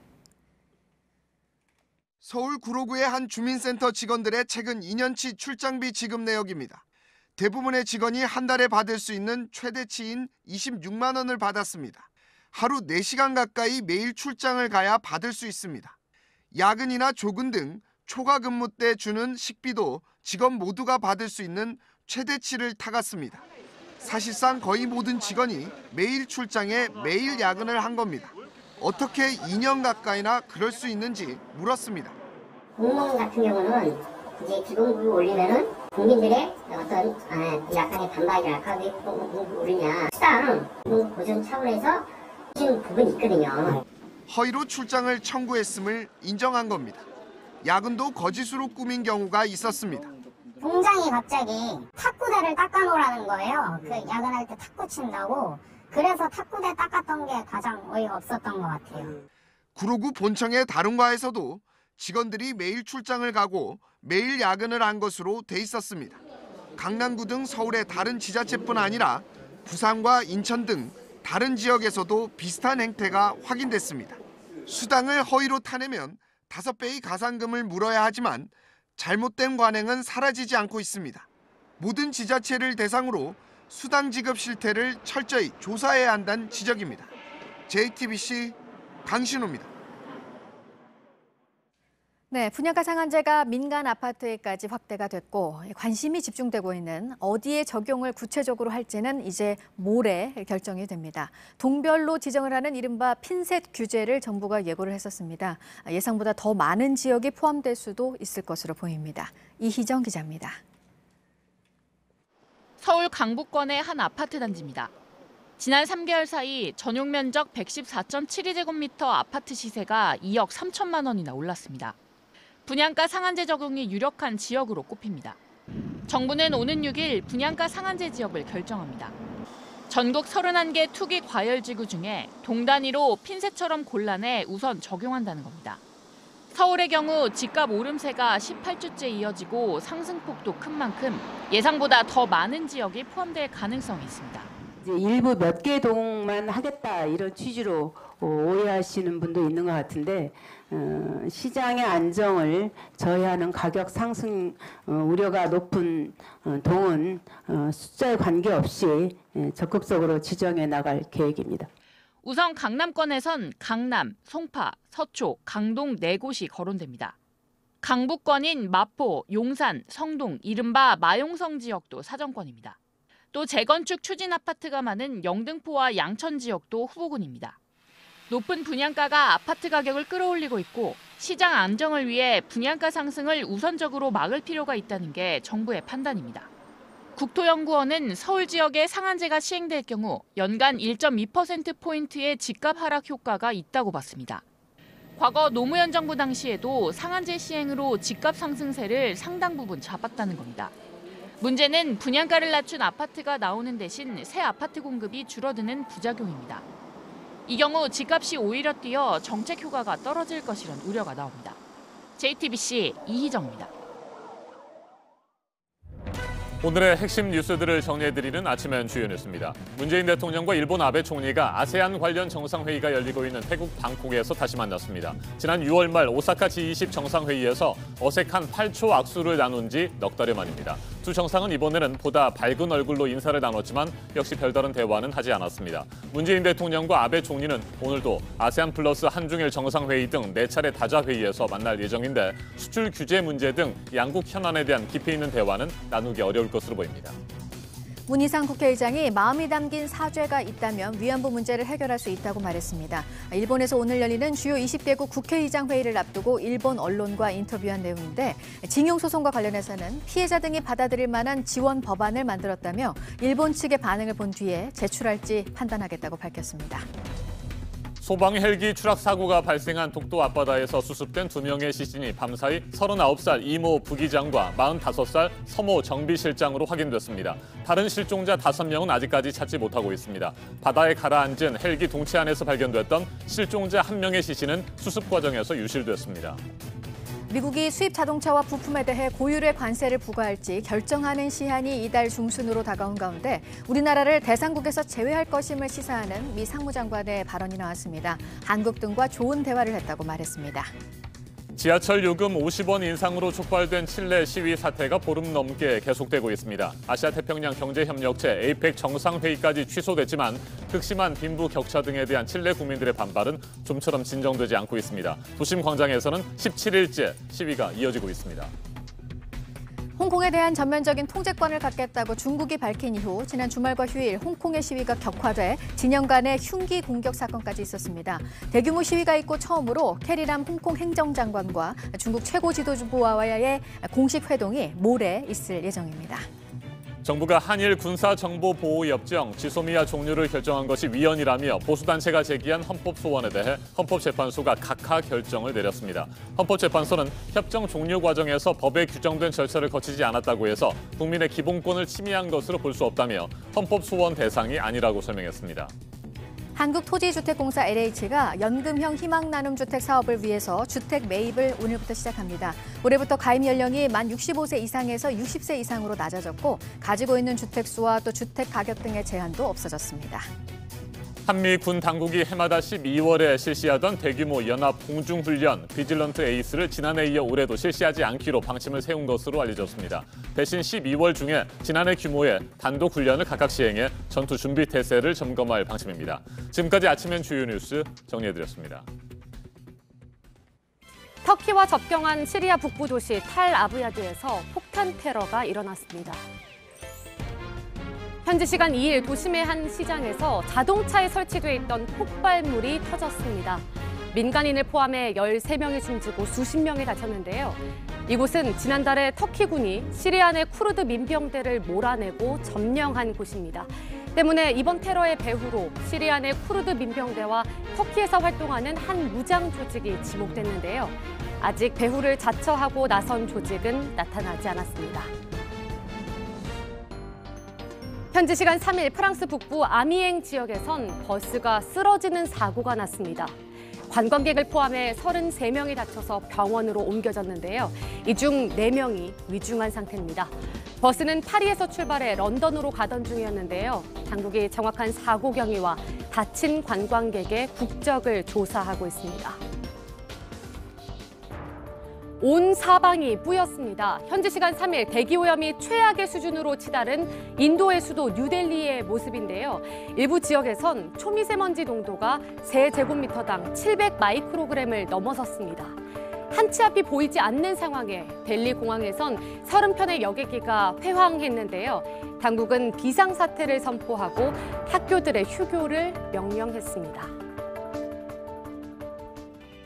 대만의 한 공항에서 이륙을 준비하던 비행기의 랜딩 기어에 한 남성이 몰래 타고 있다가 체포됐습니다. 현지 시간 2일 타오이안 공항에서 팔라오행 중화항공 여객기가 이륙을 준비하고 있었는데요. 이 비행기의 랜딩 기어에 괴한이 숨어 있는 걸 인근에 있던 아시아나 항공 비행기의 기장이 보고 신고했습니다.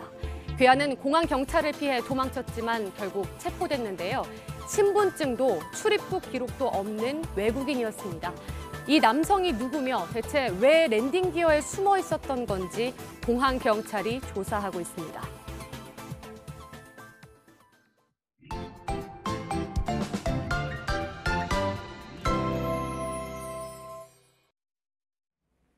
월요일 아침입니다. 하늘은 맑고 공기도 깨끗합니다. 낮 기온도 대부분 평년 수준을 웃돌겠습니다. 자세한 기상 정보 살펴보겠습니다. 김연아 캐스터, 오늘 아침 날씨부터 볼까요? 네, 현재 정말 맑은 하늘 펼쳐져 있습니다. 위성 영상 보시면 이렇게 구름 한 점 없이 깨끗한 하늘이고요. 다만 남부지방은 고기압의 가장자리에 들기 때문에 조금씩 구름이 많아질 수 있겠습니다. 오늘 기온도 조금 오르면서 평년 기온 웃돌고 있고요. 아침 추위도 조금은 주춤합니다. 현재 서울이 9도, 광주 11도, 대구와 부산은 13도를 가리키고 있습니다. 네, 그런데 오늘 일교차는 아주 크다고요? 네, 그렇습니다. 먼저 낮 기온 보면요. 오늘 서울과 광주, 대구가 모두 19도까지 오르고요. 대전은 20도를 가리키겠습니다. 낮 기온 역시 예년보다 높겠는데요. 그래서 그런지 아침 기온과 차이가 상당하겠습니다. 오늘 내륙 지역 중심으로 10도 안팎까지 크게 벌어질 것으로 보입니다. 네, 자 그리고 비가 내리는 지역도 있습니까? 전체적으로 맑기는 한데 말이죠. 네, 그렇습니다. 내륙 지역은 맑은데요. 제주도는 기압골의 영향을 받으면서 오늘 다소 흐리겠습니다. 아침부터 밤까지 지역에 따라서 좀 길게 비가 오는 곳도 있겠고요. 양은 최대 20mm 정도 예상됩니다. 또 전남과 경남에도 제주와 가깝기 때문에 약하게 빗방울이 떨어질 수 있겠습니다. 네, 이번 주 전반적인 날씨부터 살펴보죠 또. 네. 먼저 기온 먼저 보시면 모레 수요일까지는 대체로 오늘과 비슷한 기온 보이는데요. 네. 조금씩 기온이 떨어지면서 주말에는 금요일 날 아침 기온이 서울이 3도까지 떨어지는 등 무척 쌀쌀하겠습니다. 점점 추위 대비 잘 해주셔야겠다고 생각이 들고요. 그리고 하늘은 계속해서 주중에는 맑을 것으로 보입니다. 내일 충남 지역에 빗방울만 약하게 떨어지겠지만 토요일 영동 지방에 비 소식이 있고요. 그리고 일요일에는 중부 지방에 비 소식이 들어 있습니다. 알겠습니다. 기상 정보 잘 들었습니다. 김연아 캐스터 수고했습니다.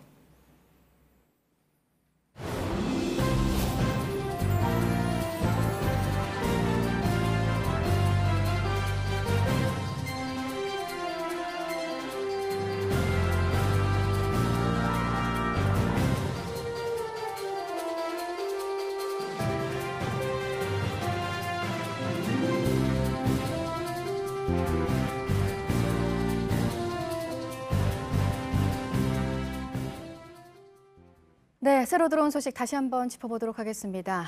지옥철 중에 지옥철로 불리죠. 서울 지하철 9호선 이용사들 숨도 쉬기 어렵다는 호소를 그동안 했었는데 그동안에는 4량 그리고 6량 전동차가 뒤섞여서 운행이 됐는데 오늘부터는 6량으로 통일이 됩니다. 보도국 연결해서 자세히 알아보도록 하겠습니다.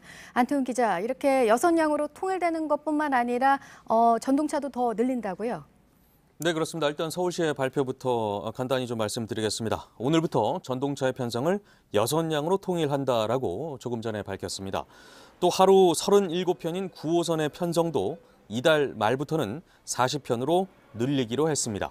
서울시는 출근 시간대 혼잡이 급행 열차의 경우 10%가량, 일반 열차의 경우 30% 정도 줄어들 것으로 내다보고 있습니다. 네, 다음은 주택연금 가입 문턱이 낮아진다라는 소식입니다. 기존에 60세부터 가능했던 가입 연령을 55세로 낮추는 방안을 정부가 검토하고 있습니다. 주택연금에 가입할 수 있는 주택가격 기준도 기존 시가 9억 원 이하에서 더 완화하는 방안이 논의되고 있습니다. 주택연금은 고령자가 소유주택에 평생 거주하면서 이를 담보로 생활자금을 연금 방식으로 대출받는 상품입니다. 60세 가입자가 시가 6억 원 주택을 담보로 주택연금에 가입하면 사망 시까지 매달 약 120만 원을 받을 수 있습니다. 네, 술병에 붙어있는 그 여성 연예인들의 사진 논란이 됐었습니다. OECD 회원국 가운데 한국만 그런다 그러죠. 금지가 될 것으로 보인다고요? 네, 그렇습니다. 음주가 좋아 보이게 할 수 있다라는 우려 때문에 그렇게 한 것입니다. 술병에 연예인 사진을 붙이지 못하게 하는 방향으로 정부가 관련 규정을 손보기로 했습니다. 현재 국민건강증진법 시행령에서 주류 광고의 기준을 정하고 있는데 이걸 고치겠다라는 것입니다. 우리나라는 음주로 인한 피해가 심각하지만 절주 정책은 금연 정책과 비교해서 상대적으로 미온적이다라는 지적이 많습니다. 담뱃값에는 흡연 경고 그림으로 암 사진을 붙이는 등 금연 정책은 갈수록 강화되고 있지만 소주병에는 연예인 등 유명인의 사진이 붙어 있는 게 현실입니다. 네, 지금까지 아침엔 지금 JTBC 안태훈입니다. 이재명 경기도지사가 대법원에 위헌 법률 심판 재청 신청을 했습니다. 공직선거법 위반 혐의로 항소심에서 당선 무효형인 벌금 300만 원을 선고받았는데 처벌 근거 법률에 위헌적인 요소가 있다는 주장입니다. 양지열 변호사 자리 함께했습니다. 어서 오십시오. 네, 안녕하세요. 네, 위헌 요소가 있다라고 하는 부분이 법조항이 어떤 건가요? 일단 두 가지를 꼽고 있습니다. 먼저 공직선거법 자체, 지금 허위사실 공표죄로 벌금형을 받지 않았습니까? 네. 그 부분이 후보자의 행위가 허위사실을 공표했다. 이 부분도 과연 어떤 내용까지를 허위사실로 볼 것이냐, 아니면 행위가 어떤 것이냐, 좀 막연하다라는 것이고요. 두 번째로는 대법원에 가서 이제 상고 재판을 받아야 되는데 대법원에서 상고심의 대상으로 삼고 있는 부분의 사건이 너무 폭이 좁다. 지금 대표적으로 공직선거법 같은 경우가 이 과연 대법원의 상고 대상이 될 수 있는지 형사소송법이 너무 제한적으로 해석하고 있다라고 봐서 그 두 조항에 대해서 이게 법적으로 위헌 가능성이 있는지를 살펴봐 달라라고 헌법재판소에 요청을 해달라고 대법원에 요구를 한 겁니다. 네, 공직선거법상 허위사실 공표 혐의, 이와 관련된 혐의 내용이라고 한다면 꼭 이재명 지사 말고요. 다른 선거 사범들의 경우도 비슷한 상황이 되는 건 아니겠습니까? 그렇죠. 이미 공직선거법에 대해서는 많이 다툼이 있었고 지금까지는 거의 이제 합헌 결정이 나왔었어요. 그렇지만 매번 어떤 사안별로 따져봤었을 때 그 적용될 수 있는 구체적인 사례들이 좀 다르기 때문에 내 사건의 경우에 비춰봤었을 때는 너무 폭을 좁게 만드는 게 아니냐. 그러니까 이재명 지사 같은 경우는 그렇게 얘기를 한 거죠. TV 토론 과정에서 이 상대방이 이 형을 강제 입원시키려고 한 게 아니냐라고 해서 그런 사실이 없다라고 대답을 했는데 법원은 그 의미를 너무 넓게 봐서 좀 다르게 봐서 입원 절차에 관여조차 안 한 것처럼 허위로 얘기를 했다. 그렇게 공표를 했다라고 판단을 했는데 그 부분이 이 조항 자체가 막연하기 때문에 이렇게 법원이 해석할 수 있는 게 아니냐. 그렇기 때문에 이 조항이 위헌이다라고 주장을 하는 겁니다. 허위 사실 공표의 행위 그리고 공표라고 하는 그 용어의 정의가 명확하지 않다 이 말입니까? 그렇습니다. 조금은 이 부분을 조금 더 명확하게 해달라 내지는 본인이 말한 것처럼 적극적으로 뭔가를 얘기한 게 아닌데 그런데도 불구하고 그냥 나는 그런 사실이 없습니다라는 것을 법원이 뒤집어서 어떤 일들을 구체적으로 얘기한 것처럼 봤고 그걸 공표라고 봤는데 이렇게 해석하는 게 과연 가능하냐라는 부분도 짚어달라는 거죠. 네, 실제로 대법원이 헌법재판소에 위헌 법률 심판 이걸 제청할 가능성이 있습니까? 지금까지 상례를 보면 그렇게 높진 않아요. 왜냐하면 우리나라에서 법에 관한 해석에서 최고 기관이라는 것에 약간 두 기관 사이에 이게 신경전 아닌 신경전이 좀 있고 대법원 입장에서는 우리가 최고 법원인데 왜 굳이 이런 것에 대해서 헌법재판소로 보내서 문의를 하느냐라는 것 자체를 그렇게 뭐 일상적으로 받아들이지 않기 때문에 지금까지 헌법재판소가 우리 운영된 이후로 한 10여 건 정도밖에 없거든요. 대법원이 심판 제청을 한 경우는. 그러나 그렇다고 해서 이게 아예 가능성이 없다라고 말씀드릴 수도 없는 거죠. 네, 형사소송법 383조 앞에서도 말씀을 해주셨습니다만 이걸 좀 더 구체적으로 살펴보면 사형, 무기 또는 10년 이상의 징역형을 선고받았을 경우에 그 양형에 대해서 뭐 문제를 제기하거나 이의를 제기할 수 있는데 이 지금 공직선거법이라든지 이거와 관련해 가지고 실제로 당선이 무효형이 확정되는 경우에는 이게 정치적인 사망을 얘기하는 거지만 여기에 대항할 수가 없다 이런 부분이잖아. 이건 뭐 앞에서도 말씀드렸듯이 다른 모든 뭐 선거사범들이 마찬가지 얘기고 이건 어떻게 보세요? 글쎄 이제 조금 더 풀어서 말씀을 드리면 지금 이제 대법원은 법률심이라고 하죠. 그러니까 항소심까지 재판을 했는데 법적으로 이거를 재판을 잘못했다라고 했을 때 다시 한번 심판을 하거나 아니면 내용이 사형이나 무기징역이나 10년 이상 선고를 받은 사건일 경우에는 사실관계도 다시 따져보고 양형도 다시 따져볼 수가 있는데 지금 이재명 지사의 사건 같은 경우는 300만 원 이하 벌금이 300만 원 벌금이기 때문에 원칙적으로는 아예 심판 대상, 그러니까 대법원의 재판 대상조차 안 될 수가 있단 말이에요. 하지만 말씀하신 것처럼 받는 입장에서 봤었을 때는 아니 300만 원 받으면 지사직도 이렇게 되고 이런 뿐만 아니라 그 이후로 5년 동안 공직에 출마할 수 없으면 이건 정치인으로서는 거의 직업의 자유가 완벽히 끊기는 거나 마찬가지니까 이렇게 중대한 경우에도 왜 재판조차 안 해주겠다는 거냐 이 부분을 따져보겠다는 거거든요. 그래서 말씀드린 것처럼 이것 자체가 뭐 처음 있는 사례는 아니지만 한 번쯤은 뭐 재고를 해볼 필요도 있지 않을까. 그래서 대법원이 조금 적극적으로 나서줄 가능성도 여전히 있다고 봅니다. 저는. 네, 만약에 대법원이 적극적으로 나서서 위헌법률 심판을 제청을 하게 되는 상황이 된다면 상고심 뭐 계속 늘어질 수밖에 없겠군요. 그렇죠. 그러니까 위헌법률 심판을 제청하는 순간 헌법재판소에 재판이 넘어가고 재판은 대법원 재판은 정지가 되거든요. 그러면 일반적으로 1년에서 2년 정도가 걸리는데 그렇게 만약에 되게 될 경우에는 대법원에서 나중에 그러니까 위헌법률 심판이 결론이 어떻게 나건 대법원 선고가 어떻게 나건 이재명 지사 입장에서는 경기도지사로서의 그 임기는 다 마칠 수도 있는 그런 상황이 되는 거죠.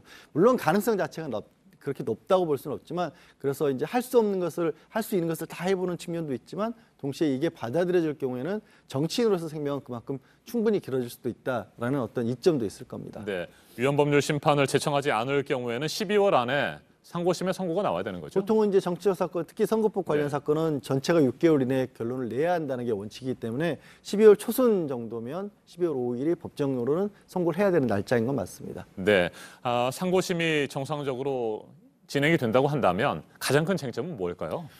말씀드린 것처럼 이런 것들 자체가 애초에 그냥 적극적으로 한 게 아니라 부인한 거 이것도 역시 공표를 한 것으로 볼 수 있느냐 이 부분을 다퉈야 되는데 전제가 과연 대법원이 이런 정도의 사건에서 그러니까 이런 정도라는 게 정치적 무게감이 아니라 법적으로 따져봤을 때는 벌금 300만 원인데 과연 이걸 적극적으로 심판을 해줄 수 있느냐부터가 사실 걸림돌이 되긴 할 겁니다. 네, 대법원이 이걸 위헌법률 심판을 제청할지 말지는 언제쯤 결론을 낼까요? 그거는 뭐 2달 이내로 충분히 결론을 내려야 되는 상황이고요. 그래서 이게 받아들여지면 사실 이재명 지사 입장에서는 실제 자신의 사건 자체도 조금 유리하게 될 수 있다라는 그런 결론에 그러니까 심증을 받을 수가 있는 거죠. 왜냐하면 대법원이 이걸 아예 따져볼 필요도 없이 이건 명백하다라고 하면 아예 위헌 법률 심판 제청을 안 할 것이기 때문에 이게 하나의 시금석은 될 수도 있다라는 생각이 듭니다. 네, 대법원의 판단을 지켜볼 수밖에 없는 상황이군요.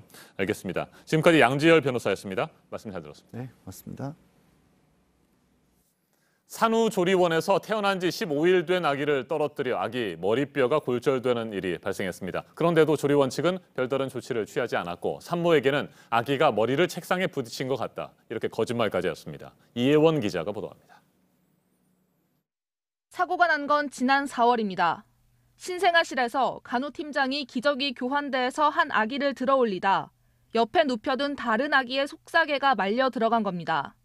태어난 지 15일 된 아기가 바닥으로 떨어졌지만 응급실로 보내는 등의 조치는 없었습니다.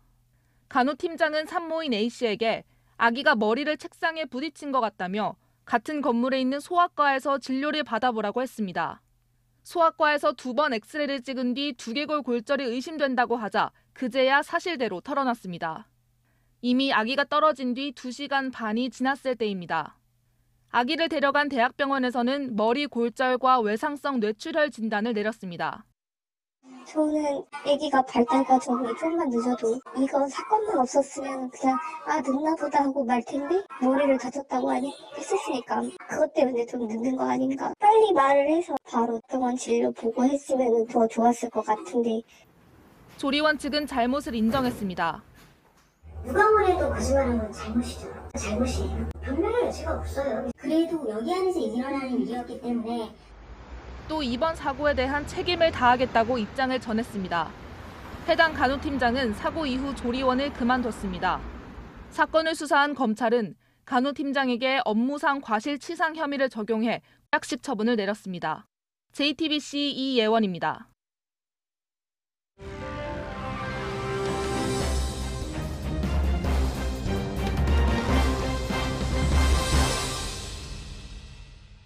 네, 이대로는 안 된다는 그 시민들의 시위의 힘이 얼마나 큰지 보여주는 일이 지난주에 있었죠. 미국과 중국을 포함해 각국 정상들이 오는 국제회의가 칠레에서 반정부 시위로 취소가 돼서 한 나라의 시위로 이런 일이 생길 수 있구나 하는 걸 느낄 수 있게 해줬습니다. 최인택 중앙일보 국제전문기자와 좀 더 짚어보도록 하겠습니다. 어서 오세요. 네, 안녕하십니까. 네, 이번 에이펙 정상회의가요. 미국과 중국의 정상이 무역 협상에 합의를 하느냐 안 하느냐, 또 우리로서는 또 일본 정상회담이 있느냐 안 있느냐 이런 것들이 걸려있는 중요한 국제회의였는데 20일도 안 남기고 이제 칠레에서 우리는 못하겠다 이렇게 나온 거 아니겠습니까? 예, 그렇습니다. 16, 17일 칠레에서 열릴 예정인 에이펙 회담이 네. 칠레 정부의 이제 결정으로 이제 전격적으로 이렇게 중단됐는데요.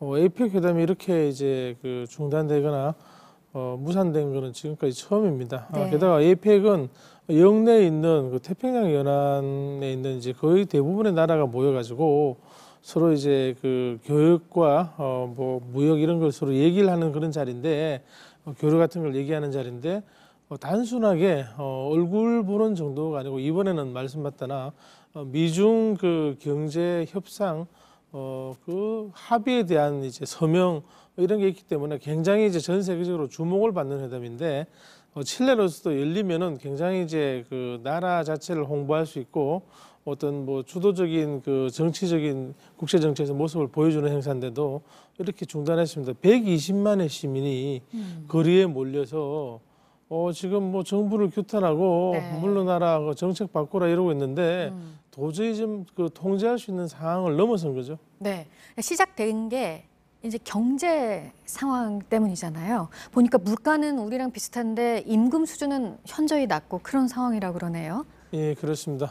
칠레는 그 생각보다 그 괜찮은 경제 성적을 보여왔습니다. 네, 계속 네. 성장을 했는데 문제는 이제 국내에서 어떤 그 최저임금이라든지 아니면은 일반적인 임금 수준은 못 따라간 겁니다. 네. 그렇기 때문에 일반 사람이 불만이 많이 이제 그 지금 쌓인 거죠. 그 사이에 뭐 지금까지 얘기를 하기로는 그 30페소 우리 돈으로 50원 정도의 지하철 요금을 올렸는데 거기에 대해서 국민들이 뭐 항의 시위를 시작한 게 지금까지 와서 그 뭐 120만 원 시위로까지 터졌는데요. 네. 단순하게 이 공공요금이 아니고 네, 공공요금을 하나의 그 뭐 계기고 이를 그랬겠죠. 바탕으로 그동안의 모든 모순, 불만 이런 게 한꺼번에 터진 것으로 보입니다. 네. 그리고 특히나 그 빈부격차가 OECD 가입국 가운데 가장 심한 나라가 또 이 칠레라고 그래요. 예, 칠레는 그 비교적 그 전체 국민이 백인이 많고 네. 하나의 이제 공동체를 이룰 수 있는 그런 나라로서 이전부터 굉장히 주목을 많이 받았고 자원도 많고 그리고 교육 수준도 높기 때문에 경제 발전과 국민들의 생활 수준 향상이 기대가 됐는데요.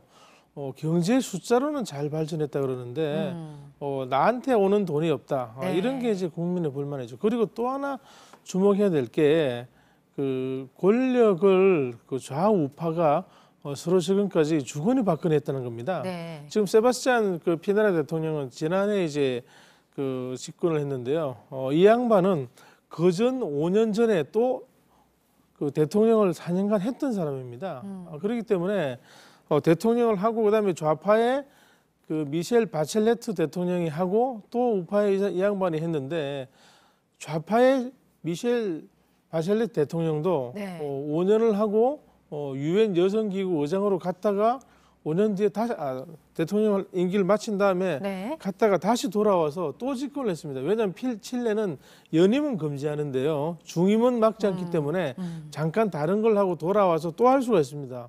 그 좌우파 대통령이 둘이서 이 회전문식으로 대통령을 하고 있으니까 네. 이게 권력이 국민을 두려워하지 않고 나는 이미 나오기만 하면 된다는 생각들을 서로 하고 있기 때문에 부정부패가 만연하고 거기에 대해서 국민들은 우리의 생활은 따지지 않고 좌우파가 전부 정치적인 엘리트로서 특권만 누리냐 이렇게 나온 거죠.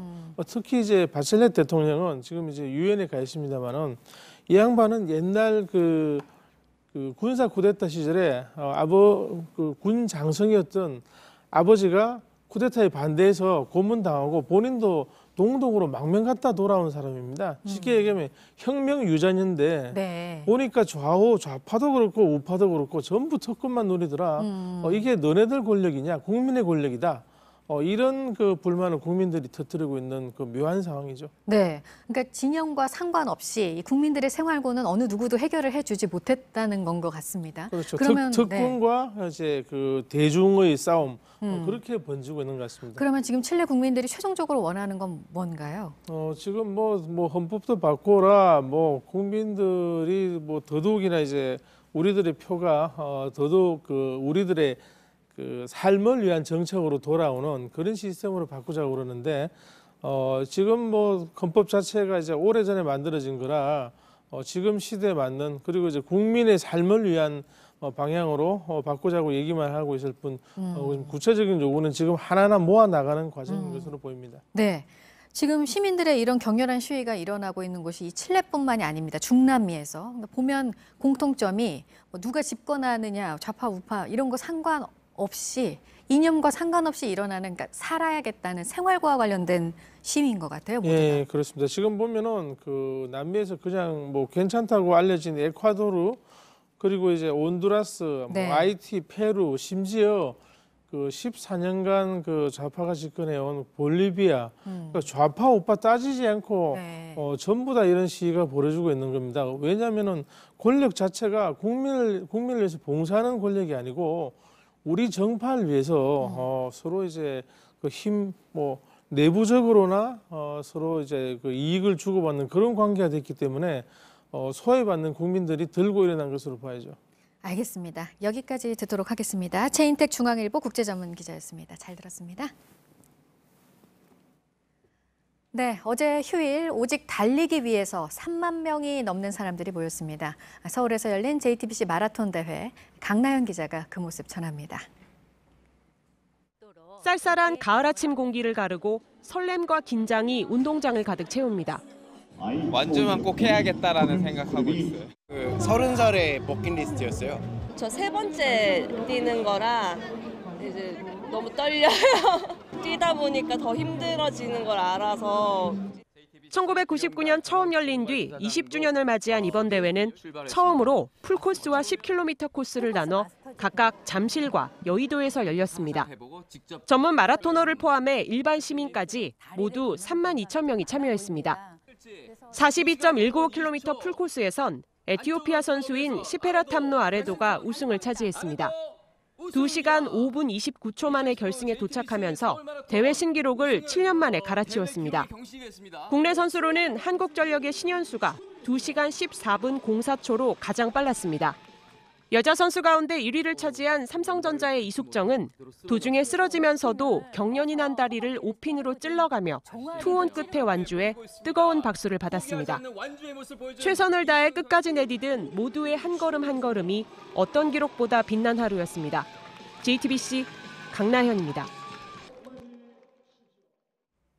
프로축구 울산현대가 FC서울과의 어제 경기에서 김보경의 후반 36분 프리킥 결승골에 힘입어 1대0 승리를 거뒀습니다.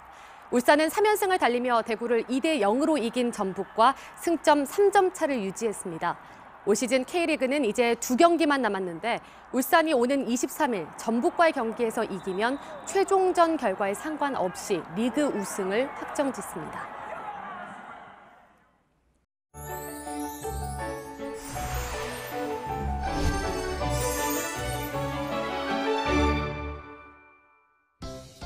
오늘 대부분 맑고 대기 흐름이 좋아서 공기도 깨끗하겠습니다. 현재 출근길 구름 한 점 없이 맑은 모습이고요.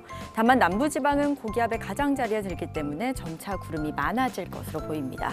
오늘 내륙 지역은 맑겠지만 제주에는 기압골의 영향으로 비가 오겠습니다. 아침부터 밤까지 지역에 따라 길게 이어지겠고요.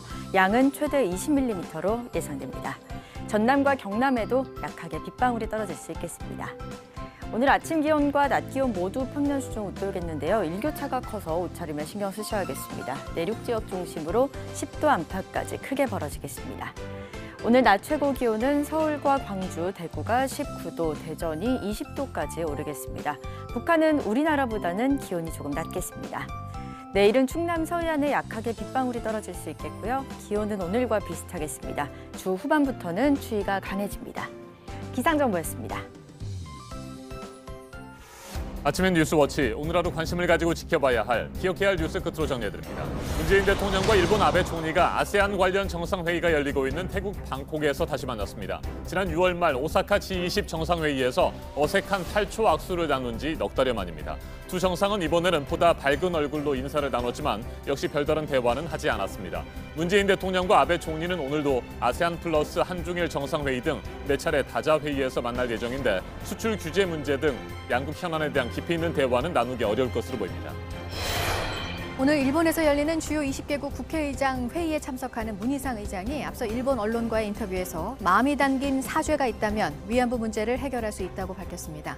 양국 간 가장 큰 갈등 사안인 징용 소송과 관련해서는 지원 법안을 만들었다면서 이번 방문으로 반응을 살피고 국회 제출 여부를 판단하겠다고 말했습니다. 소방 헬기 추락 사고가 발생한 독도 앞바다에서 수습된 2명의 시신이 밤사이 39살 이모 부기장과 45살 서모 정비실장으로 확인됐습니다. 다른 실종자 5명은 아직까지 찾지 못하고 있습니다. 바다에 가라앉은 헬기 동체 안에서 발견됐던 실종자 1명의 시신은 수습 과정에서 유실됐습니다. 매해 12월쯤 실시됐던 한미연합 공중훈련을 지난해에 이어 올해도 유예하는 방안이 검토되고 있는 것으로 전해졌습니다. 북한과의 비핵화 협상 기조를 이어가려는 의도로 해석이 되는데 이달 중순 두 나라 안보협의회에서 최종 결정이 될 것으로 보입니다. 오늘 전해드릴 소식은 여기까지입니다. 이상으로 JTBC 뉴스 아침엔 월요일 순서 모두 마치겠습니다. 건강한 하루 보내시기 바랍니다. 고맙습니다.